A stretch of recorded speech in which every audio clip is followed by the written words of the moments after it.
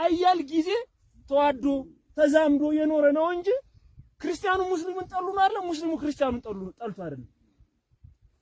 እኛ በባህላችን እኔ በእድሜ በማቀው ልክ ክርስቲያኑ ሲሰርክ ለጎረቤት አንድ በሬ ሰጥቶ ለብቻው ድንኳን ተጥሮለት አብሮ ይዘፍናል፣ ይበላል፣ ይጠጣል፣ በራሱ ባህል በራሱ ወግ ይስተናገዳል። ሙስሊሙ ሲሰርክም በተመሳሳይ ለክርስቲያኑ አንድ በሬ ሰጥቶ በጎን ይሄ ነው እድገታችን፣ ይሄ ነው ባህላችን።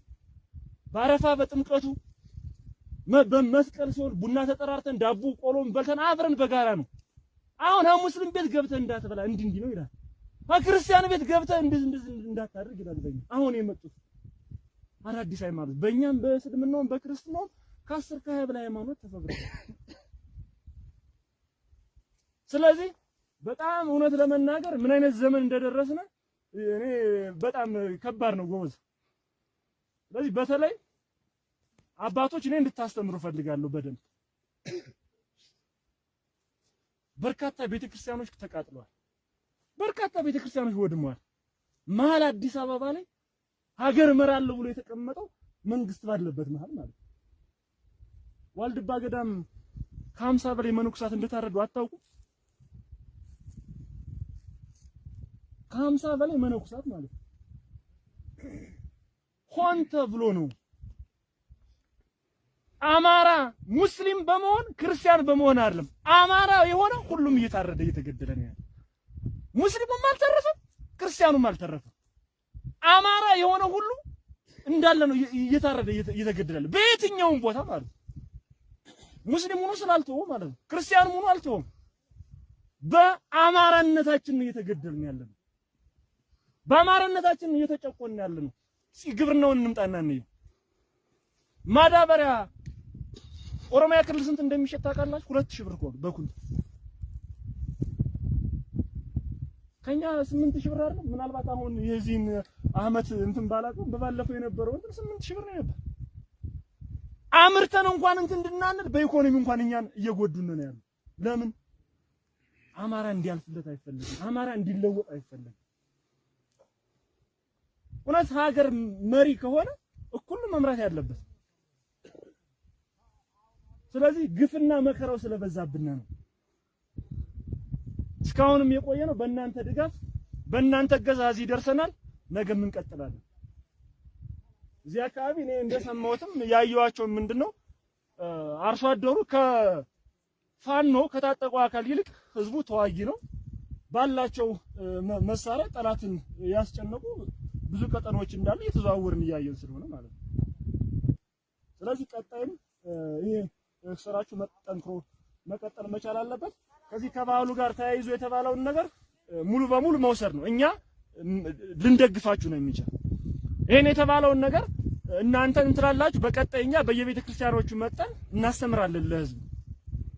ይሄን የማይፈጽም አካል ካለ እኛ እንደ ተቋም የምናደርገው ምንድነው ከእናንተ አቅም በላይ የሚሆኑ ካለ እርምጃ እንወስዳለን። እኛ ይሄን አልከፍልም፣ ይሄን አልፈጽምም፣ ይሄን አላደርግም የሚል ጉልበተኛ ካለ እኛ ሰራዊት አሰማርተን ከጊዜያዊ መንግስት አስተዳደሮች ጋር ከነሱ ጋር በመናገር የማስፈጸም ስራ እንሰራለን በጋራ ማለት ነው።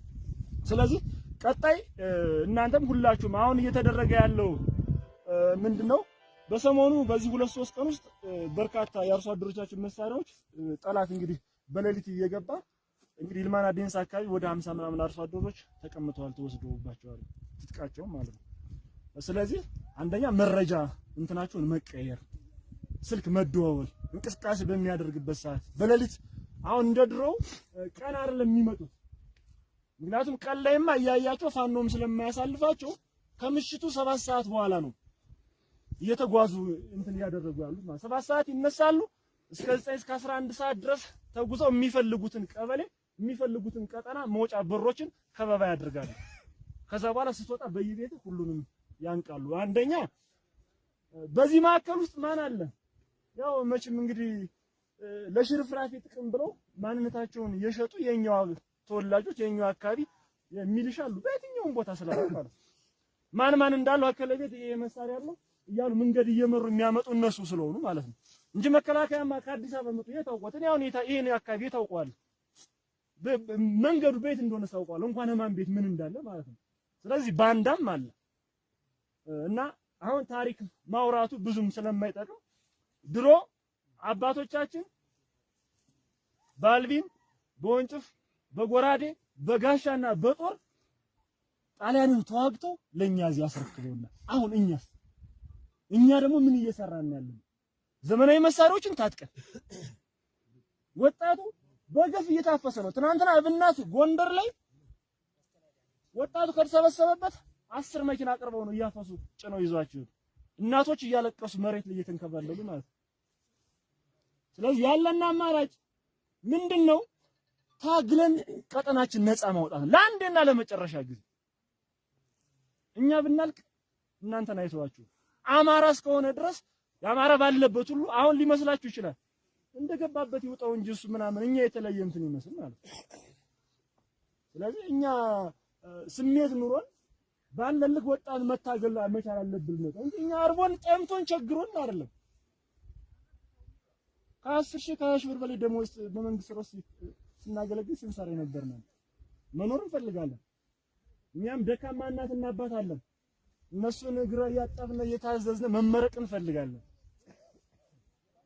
ግን መሆን ያለበት ምንድነው? ሰው በገባው ልክ ነው የሚታገል።